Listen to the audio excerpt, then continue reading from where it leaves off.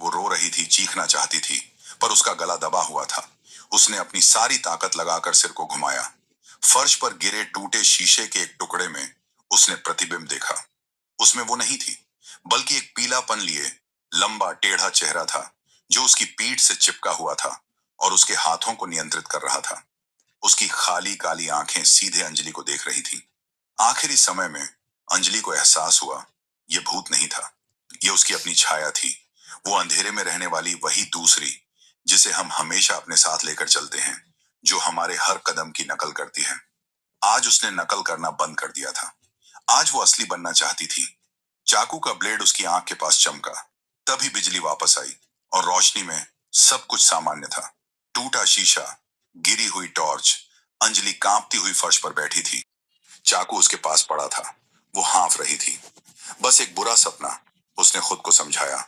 वो उठी, दर्पण के सामने गई, अपने डरे हुए चेहरे को देखा। सब ठीक था।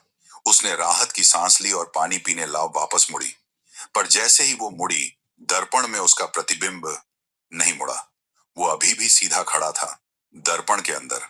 और अब धीरे धीरे उसने अपना सिर घुमाया, उन काली खाली आंखों से सीधे अंजलि की तरफ देखते हुए, और होठों पर वही विकृत मुस्कान। अंजलि की चीख पूरे बंगले में गूंज गई, लेकिन बाहर बारिश और तूफान के शोर में उसे कोई नहीं सुन सकता था। अगली सुबह बंगला सन्नाटे से भरा था। अंजलि का शरीर नहीं मिला। सिर्फ फर्श पर दर्पण के सामने एक अजीब निशान था, जैसे कोई किसी की छाया को जबरदस्ती खींचकर दर्पण में धकेल गया हो।